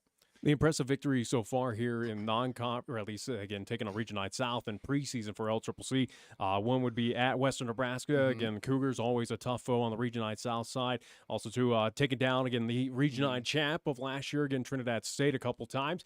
Got to feel proud that, again, even with the losses, so as you mentioned, again, overtime losses, taking down, or at least taking on a number one team in the land that, again, we're competitive against Air Force Preps or the North Platts. That, again, even in losses, we're still within these games. We're within these games. Some of these losses, when you lose close games, it usually comes down to one thing, and that is either the coach not doing what he's supposed to do to have them ready, or we're just not making a play here or there to not learning how to close out games. And that's what happens when you have a young point guard. You don't know how to close out games. Over the past couple years, I've been pretty fortunate to have some experience at that point guard position. Let's talk about strengths. Let's not talk about losses. Let's talk about what you have seen out of this team thus far that, wow, they've kind of raised your eyebrow. What makes you very, very happy about this team? We're a very good defensive team. For the first time in a long time, we are a good defensive team. We can get consecutive stops in a row. Our rebounding's okay. Like to see that a little bit better, but I really, really like the fact that last year we really, really depend on Xavier. So if Xavier had a bad game, as you guys know, that usually meant we were going to have a tough night. That's not the case this year. We have enough offensive firepower with the new guys that Xavier can have an off night and we can still win a basketball game. Let's talk about the bigs. How are they coming along? Because, again, too, after Coswell, and again, we saw Nolan improve, from his first season to his last season and move on to that next level, which is a nice thing. But talk about, I think of, James Munland, who was injured last year. Again, you had a chance to bring in the 6'10" kid. Talk about their development because, like you said, rebounding. When you got bigs like that, they should be mopping the boards. Yes, they haven't came along as fast as I had hoped. So we still play a little smaller with Jaden McCray at the 5. So they haven't came along like I would hope. But the last probably 3 games, you saw Raymond, the kid from New Jersey, come up. Man, he played really big. You see Muhammad coming along really, really fast. And James is getting in the swing of things. So I'm hoping that we don't have a whole lot of more time to get them there. But I am really, really pleased with how they're coming along. I'm glad you mentioned Jaden McCray because, again, there was a kid last year from week 1 until the end of the year, and he made great strides. And the kid at 6'7", He plays like he's a 7-footer. I'm really impressed. The kid has a lot of moxie about him. He's got heart. And that's what, I've always, when you have Division I or Division II guys call you about players, recruiting your kids, and I always bring up Jaden. And he's a guy that you may not want right away, but he's a guy that, in January and February you realize you really need. It's funny, Nick. I'm calling these guys kids. I should say grandkids, as old as I am. Well, anyway. again, at least as we're spotlighting again all the talent with LCCC, again, especially here in Cheyenne, where again this community rallies around our local talent, again, including at least the McCord twins, especially Xavier, where coming off freshman year again was phenomenal for LCCC. Put up a lot of great numbers and kind of shouldered the team on his back. He's got some help this season, thankfully, Coach. Where again, it's not what we've seen with the Eric Olivers or again what McCord had to do. He's got a chance to rest now. But how is X kind of developing here in his sophomore year? His I think he didn't really know where to fit in. Maybe the first 2 or 3 games, if you look at the stats, where it was like, wow, I don't really know where to fit with this team. When you have an Arion Lewis, a Max Reyes, those guys who were just a little bit more seasoned, knew how to get him the ball, knew where to get him the ball, knew where he liked it. So now it's just him finding his way with these new guys. And if you looked at the last probably 4 games of our season, of the first half, I think he was right around that 20, 21 point mark. So I think right now he's finding out how to play with these guys and how to get along with these guys. Coach, as I mentioned, a 3-1 home market, as you alluded to, you wanted more home games here, but will come here in 2023. But 3-1 mark, not too bad at Story Gymnasium with all the odds and ends that come with it. Again, the traveling over to it. Does your team feel pretty confident that Story Gym is LCCC home, at least just on the road or at least a few miles down? Xavier does, right? I think Xavier is probably one of the few guys who really, feel like it's home. It's hard. It's hard to because you're not only not practicing, you don't practice at Story all the time, and we get in there as much as we can, and we definitely appreciate the school district letting us use the facility. But it's hard. It's not home, especially the guys, the returners. They know it's not home. The new guys don't. They have no idea what's home and what's not home. In looking at the dimensions, and I want to get back to Xavier real quick, but looking at the dimensions of Story, obviously it looks a little bit bigger than the old rack. But I guess from your standpoint, Coach,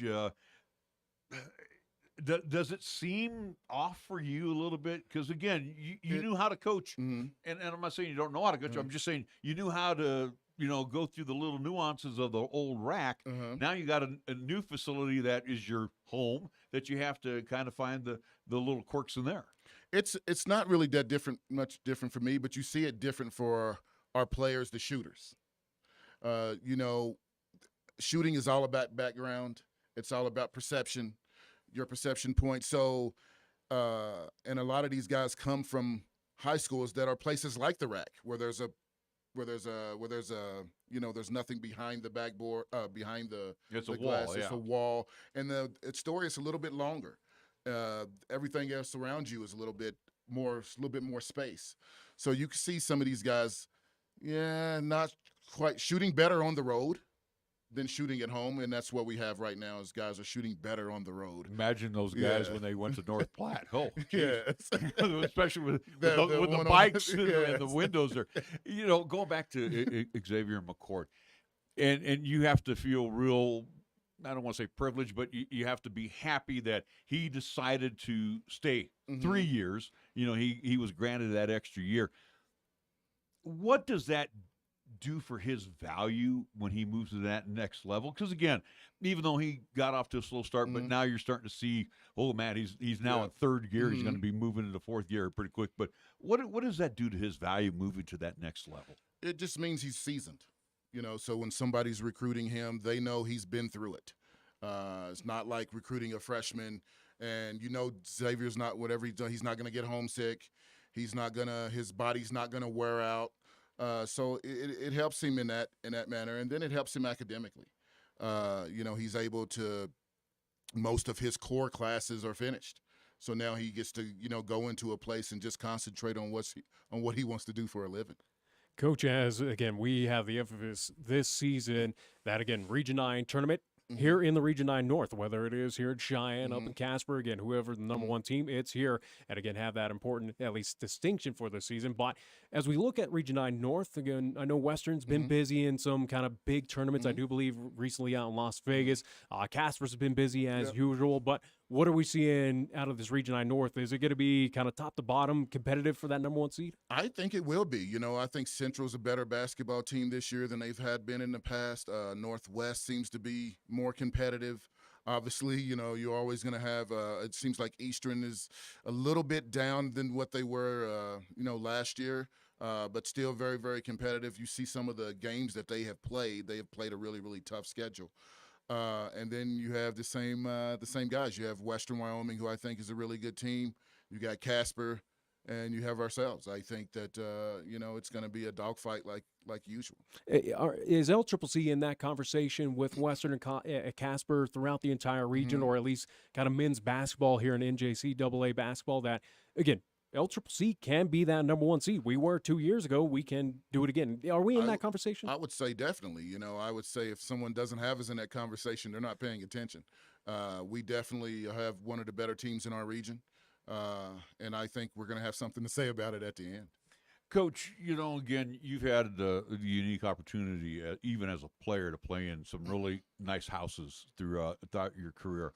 And again, you look at our Region 9. And again, some are older, some are newer. Tell me, in your opinion, and I could ask a player and he would probably give me a different answer, but tell me which is the toughest building to play in for your squad. In Region 9, not just the Region 9 North, but just Region 9, you got to go with Otero. That's a very, very tough place to play. It's older. It's older. They try to add a little new to it. It's packed. It's those fans are right on you. It's very tough to play. Not to mention that you also throw in the travel. We're usually traveling one day there and back, so that's a 4.5-hour drive just to get there. So getting off the bus, getting your legs ready. Any place that has baseball. It's tough because you have those baseball fans there. So it's a tough place. You usually want to try to get those guys during break when the baseball guys are gone. Gotta love that. I was going to say NJC. I would figure that would again. I remember when they used to play in the barracks many years ago, but this really nice facility, and they're on top of you. NJC's a tough place to play, but they're older. They seem like they're older fans. Not a little bit more respectful, a little bit more. They just come there to cheer their team on. Otero, those fans really get after you. So it's a tough place to play sometimes. Well, Merry Christmas, Happy New Year, as that's your return, at least on the road to Otero, coming up this weekend. So good luck as you take on the Rattlers down there. You already previewed what the weekend's going to be like. Without a doubt. As we move into, again, second half of the season for 2023, what's kind of the focus? You mentioned that defense has really hit stride, and again, that's what you said is the key emphasis this season. Again, you really hit it. But what's kind of the focus? Is it bettering the defense, getting offense that kind of package more fluid? Is it free throw shooting? I mean, what's kind of the thing to focus on here in 2023? I think out of those 5 games that we have lost so far, if we just would have hit half of our free throws, we probably win 3 of those games. So definitely free throw shooting is something that we got to get better at, and it's really, really a strange thing this year because we have really good shooters who are not making free throws. So we really got to get better at that, got to get in the gym a little bit more and get up some more shots and really, really concentrate on that. But as far as what you were talking about, we got to just fine-tune some things now. Getting, our defense just a little bit better, getting everything just a little bit better. And, the scary thing is right now is coming back off a break. It's about being in shape. We had a lot of guys who went down to sea level, and now they're coming back up. So it's a tough thing right now just to see what kind of shape we're in and how many games it's going to take us to get back into our stride. From a coaching aspect, again, we'll focus on free throw shooting where, again, game stops. Hey, you got a couple shots here. No, at least you're not bumping bodies. Again, it's you in the hoop. And again, just put that basketball in. But what from from what you've seen in the many years of coaching, what's kind of the disconnect, or is it just that lack of action that, again, is at least kind of a little concerning for players to make those free throw shots? What's kind of the disconnect of that kind of low percentage? I just think that kids don't practice that anymore. During the summer, there's so many AAU games that these kids are playing in. Some of these kids are playing in 80, 90 games a summer. So I just not getting in the gym to get those shots up. Free throw shooting is a boring thing to work on. So they usually bypass it. Well, and I'm glad because I want to expand on that as well too, because I think back in the day, and I'm sure you were probably one of those guys too that towed the mark 15 feet away and probably dropped in about 75. Is there a magic that a coach can tell a Nick Proietti to go to the free throw line? Hey, shoot it 75 times and make 40 of them. I mean, what is the cure all? I just I don't know what the magic number is. I wish I did. I don't know what the magic number is. I just know that it takes hours to go into a gym and put in the kind of work that it takes to be good at shooting free throws, especially if you're not a very good shooter to begin with. So just a kid having the wanting to win enough to go in and put in those hours and not put in the hours at the video game. No, I was going to say, because to me, my opinion, I think the arc and that big stripe around that arc, and everybody wants to step back about 1, 2 to 20 feet back of it. That's more important than going for the one. Yes, and yes, it is. And the sad thing about it is going for shooting that free throw is the one that wins and loses you basketball games. It's not shooting the three. But again, I just think that shooting free throws is a boring thing, and now kids with their attention span and everything is so short, just don't want to get in the gym and work. Just want to go for that Steph Curry three, get that highlight on ESPN as we see the NBA kind of transition into that situation. Coach, we gave Coach Mack the opportunity. I want you as well, where, again, we've had some former athletes move on to the next level. Eric Oliver, at least known Coswell as well, playing on the same team in the next level. But how are former LCCC Golden Eagles doing on that next level? They're all doing really well. The ones that I've, that you can keep up with now with ESPN Plus, everything's on. So I've seen quite a few games this year. We have two guys actually. So we have Eric Oliver and Nolan Coswell playing on the same team. They both started the other night. It was really great. They were playing in St. Louis. My wife was able to get out there and watch those guys play. They were very, very happy to see her there because, just being away from home and seeing a familiar face in their game. So it was really, really great. And then we have JB, who's at Alaska Anchorage. He is starting along with Dejan Weiss, who was here starting. So and Dejan and those guys have all been playing great for what I can see. Ariane has been injured, so he hasn't been on the court for those guys yet. So, it seems all's well right now. It's tough for Lewis, especially getting hurt last year and getting hurt again. Some of these guys never been hurt before, and it throws them off. And a different injury for him this year. I know he hurt his ankles, Achilles, or something like that. That's bothering him. And his game is very fast. It's very he moves from side to side.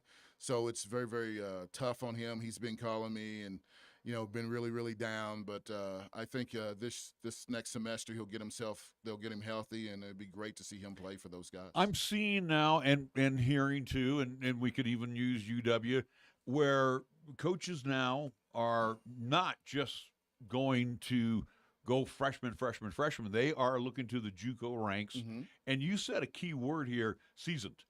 And and we'll use RN, we'll use Eric and Nolan. Are these guys impact players right away? I mean, do they come in and whether they start or not, but I mean, do they add right away to that mix? That's definitely what they were recruited for. Usually you're recruiting a junior college kid to fill a hole. So whether that hole is, hey, I got a freshman who's not good enough yet or not seasoned enough yet, let me bring in somebody for this freshman to play behind for a little bit.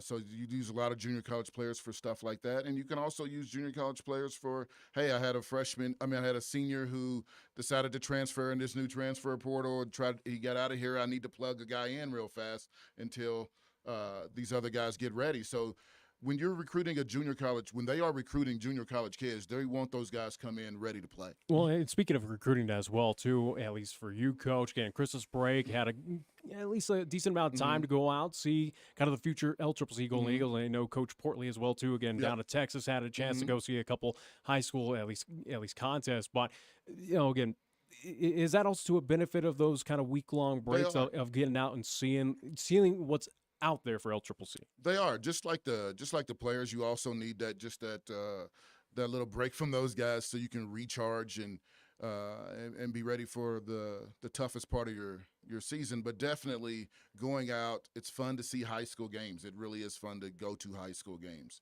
to see these kids really perform and play. And hopefully you can see something that you just kind of mark down and check again in a few months, or you see someone that hey, look, I got to get on this kid in a hurry, and there's going to be a lot of people on him. So, the Christmas break for a junior college basketball coach is really big because we normally don't have the money just to jump on a plane and go see a guy for, a day and then fly back. So whenever you get a chance to go to a gym and there's 3 or 4 games in a tournament, it's really great for us. We hear the cries. I shouldn't say the cries. We hear the voices, hey, Wyoming this, Wyoming that, go to UW.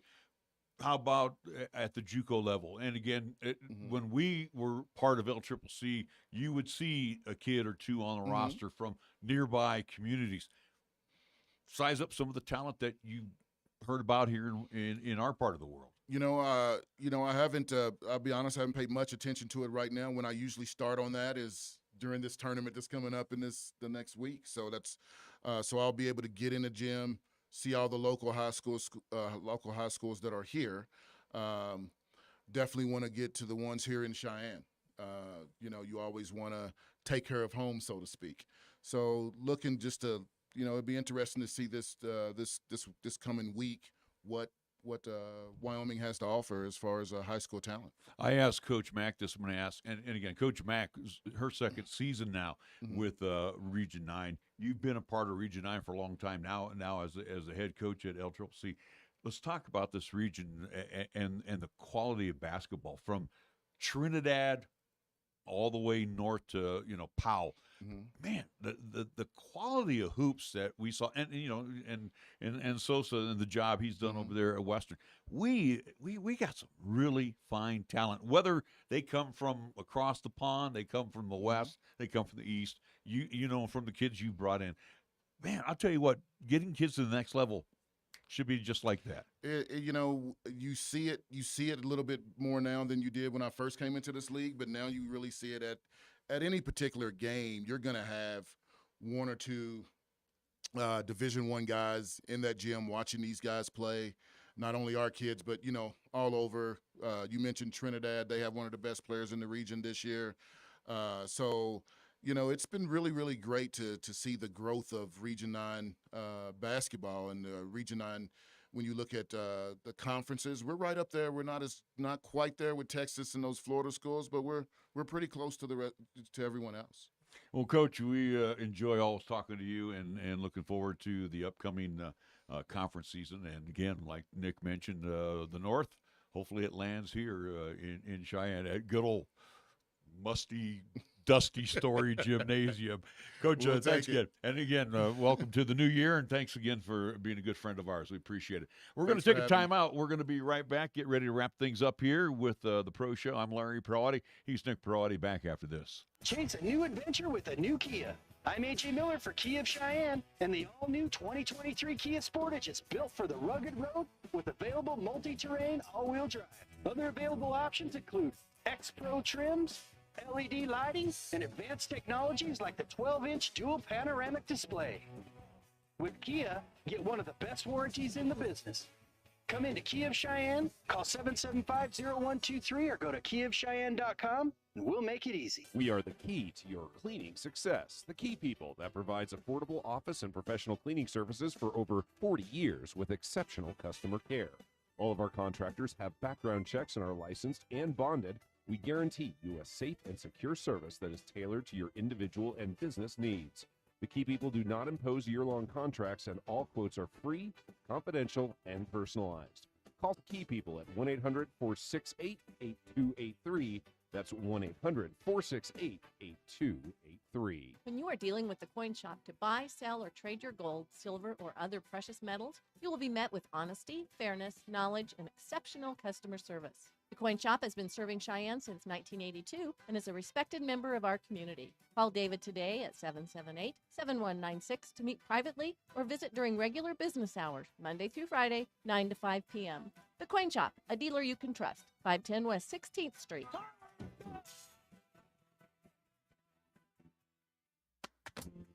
Tired of choosing between errands and adventures? Platte Valley Bank can help you take care of everything without missing anything. Next time you get a check, just sign, snap, and send the money directly into your account with mobile deposit.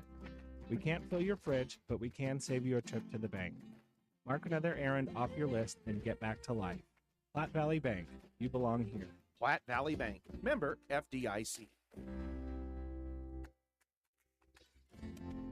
Hop into the K-Ray Time Machine each Monday through Thursday for the golden age of radio, featuring famous radio classics such as Jack Armstrong and Suspense Theater, along with pioneers in the entertainment industry like Bob Hope and Abbott and Costello, along with many other performers who've captured our ears many, many years ago. Join us for the golden age of radio Monday through Thursday, 8 until 10 p.m. on 1480 K-Ray, also 101.1 FM, and you can also stream all of our programming on 1480kray.com. Here's the latest weather forecast on 1480 K-Ray. Otherwise, for today, partly sunny. Expected daytime high near 29 for tonight. A high wind watch has been issued for tonight through tomorrow. Mostly cloudy and windy, a low down to 19 degrees. Westerly winds at 20 to 30, gusting as high as 45. Sunny and continued windy for tomorrow. Look for a daytime high near 30. Westerly winds at 25 to 30, gusting as high as 45. And for Wednesday night, mostly clear and blustery, a low down to 17 degrees.